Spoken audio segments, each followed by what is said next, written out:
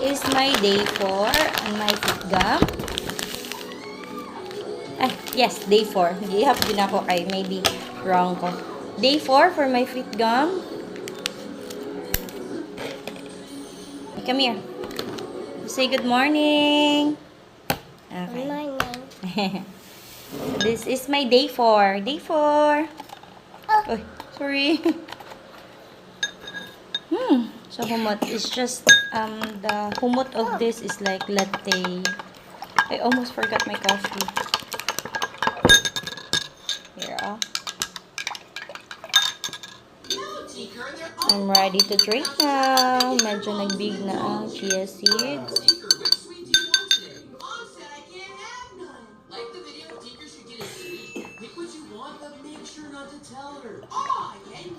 Bring back some Oreos for your dad.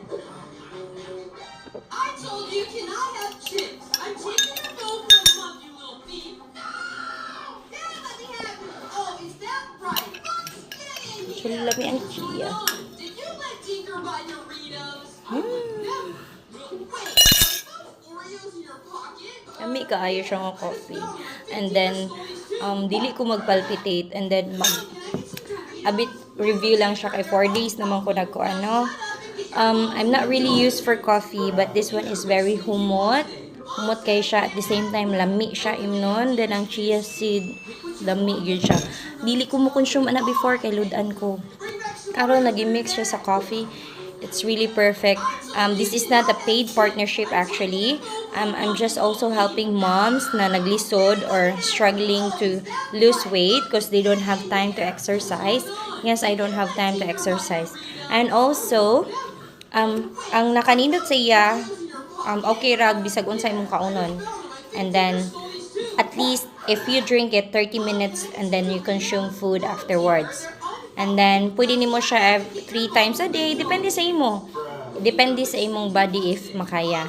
So, ako once a day raman siya kay weak ko og tolerance sa kanang coffee or robusta coffee nga. Ingana nga trend sa coffee. Dili gyud ko tig coffee. But this one, exception. Because lami siya. Lami siya at the same time humot.